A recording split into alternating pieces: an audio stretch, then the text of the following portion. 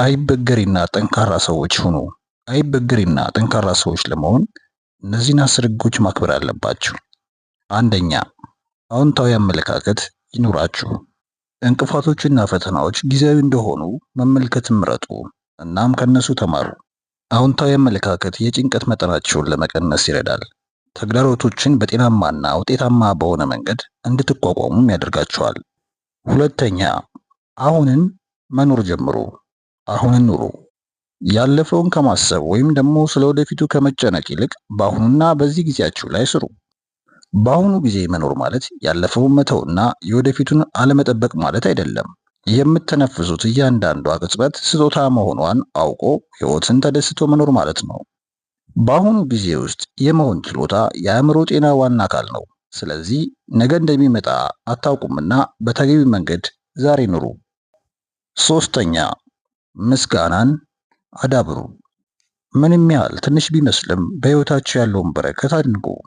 ጥናቶች ምስጋና ብዙ በረከት እንዳለው አረጋግጠዋል።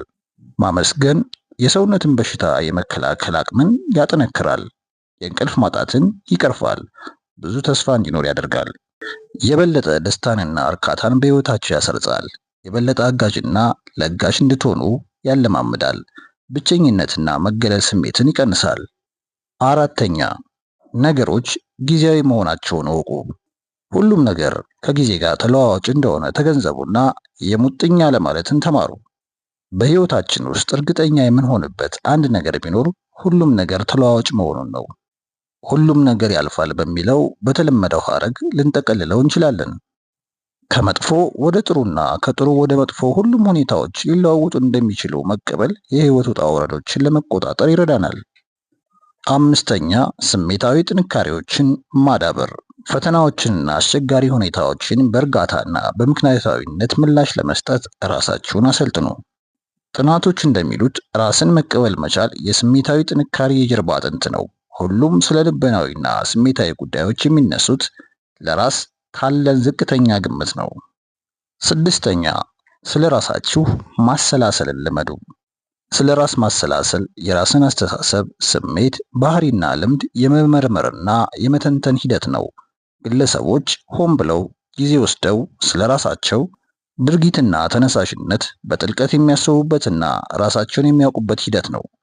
ራስን በማንጸባረቅ ወቅት ግለሰቦች እምነታቸውን፣ እሴቶቻቸውን፣ ጠንካራ ጎናቸውን፣ ድክመቶቻቸውንና ግቦቻቸውን በሚመለከት ወሳኝ ምርመራ ውስጥ ይገባሉ። ስለ አስተሳሰባቸውና ባህሪያቸው ግንዛቤ ለማግኘት ራሳቸውን ጥያቄዎችን ሊጠይቁ ይችላሉ። ለምሳሌ ስሜቴን የሚቀሰቅሱና የሚያበሳጩኝ ምንድን ናቸው? ድርጊቶቼ ከእሴቶቼ ጋር እንዴት ይጣጣማሉ? ሌሎች እኔን እንዴት ያውቁኛል?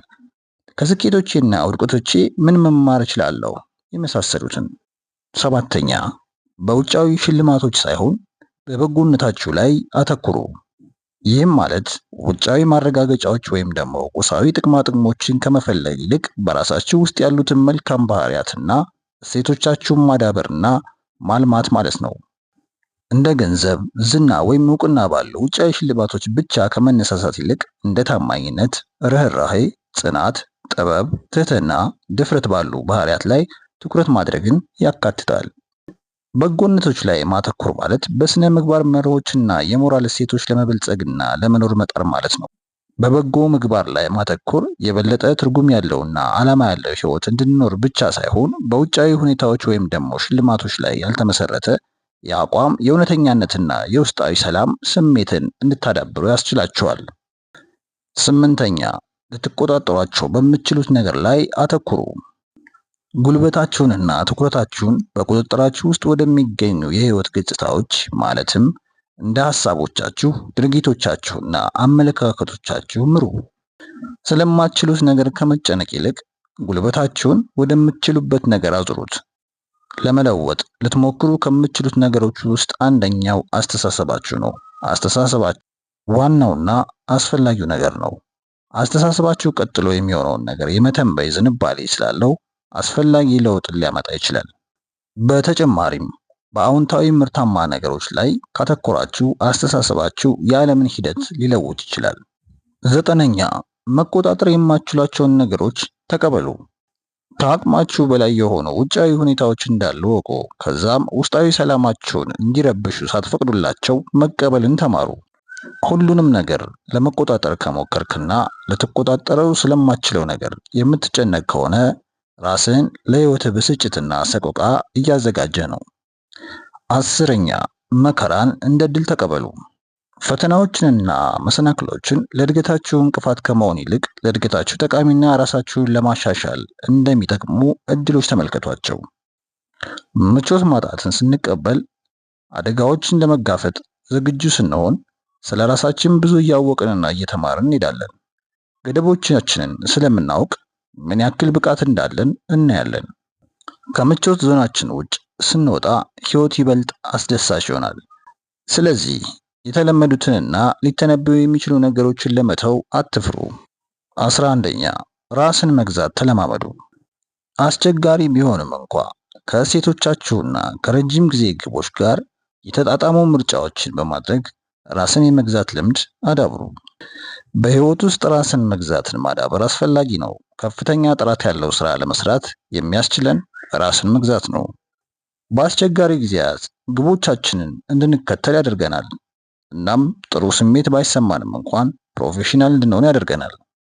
12ኛ ውድቀቶችን እንደ ድሎች ተመልከቷቸው። ውድቀቶችን እንደ ጠቃሚ የትምህርት ተሞክሮዎች ተመልከቷቸው። ይህም ወደፊት ስኬትን ያመጣላቸዋል። ውድቀቶችን እንደ ድሎች ማየት ማለት ከውድቀቶች ጠቃሚ ልምዶችን በመማር ወደ እድገት ሊመሩ የሚችሉ ተሞክሮዎችን በማዳበር የተለያዩ ነገሮችን ከፍ ብሎ ለመታየት መሞከር ማለት ነው። ግንዛቤዎችን ለማግኘት፣ ጽናትን ለመገንባት፣ ፈጠራን ለማዳበር እንቅፋቶችን እንደ ድሎች መቀበልን ያካትታል። አመለካከታችሁን በመቀየር ከውድቀት ትምህርቶችን በመውጣትና ለወደፊት ስኬት እንደ መወጣጫ ድንጋይ ልንጠቀማቸው እንችላለን። 13ኛ ትዕግስትን ተለማመዱ። ትዕግስትን መለማመድ የተረጋጋና የተዋሃደ አስተሳሰብን ማዳበር ያካትታል። ይህም ተግዳሮቶችንና አስቸጋሪ ሁኔታዎችን ሳትበሳጩ እናም ምላሽ ሳትሰጡ እንድታካሂዱ ያስችላቸዋል። ለስሜታዊ ደህንነት፣ ለተሻሻሉ ግንኙነቶች፣ ለተሻለ ውሳኔ አሰጣጥ፣ ጽናት፣ የተሻለ ችግር ላፈታት፣ የአእምሮአዊነትና ለግል እድገት አስተዋጽኦ ያደርጋል። ትዕግስትን በማዳበር የህይወትን ውጣ ውረዶች በላቀ መረጋጋት በመቅረብ ባላችሁበት ጊዜ የላቀ እርካታን ለማግኘት እንድትችሉ ያደርጋቸዋል። 14ኛ ጠንካራ የስራ ስነ ምግባር አዳብሩ። ይህም ማለት በስራ ቦታ ያላችሁን ግቦችና ኃላፊነቶች በተከታታይና በትጋት ለመከታተል የሚገፋፏችሁን እሴቶችንና ልምዶችን ማዳበር ማለት ነው። ጠንካራ የስራ ባህልን በማዳበር የስራ አፈጻጸማችሁን ማሳደግ፣ የሌሎችን ክብር ማግኘትና አዎንታዊና ውጤታማ የስራ አካባቢ መፍጠር ትችላላችሁ። በተጨማሪም ለግልና ለሙያዊ እድገት አስተዋጽኦ ያደርጋል። ለአዳዲስ እድሎች በሮችን ይከፍታል። እንደዚሁም ሙሉ አቅማችሁን እንድትጠቀሙ ያደርጋቸዋል። 15ኛ አለመጣበቅን ልመዱ። ይህ ከሰዎች ከንብረት፣ ከውጤቶች እንደዚሁም ከራስ አስተሳሰብና ስሜት ጋር ሳይቀር ከገደብ ካለፈ መጣበቅ የጸዳ የአእምሮና የአመለካከት ሁኔታዎችን ማዳበር ያመለክታል። ቁርኝቶችን ስንፈጥር ለነገሮቹ፣ ለሰው ወይም ደግሞ ለሁኔታው ጥልቀት ስሜታችንን ስለምንሰዋ በሞት በመለያየት ወይም ደግሞ በሌሎች ሁኔታዎች ቁርኝነቱ ከተቋረጠ ወይም ደግሞ ከጠፋ ወደ ጥልቅ ሐዘን፣ መከፋትና ባዶነት ሊመራ ይችላል።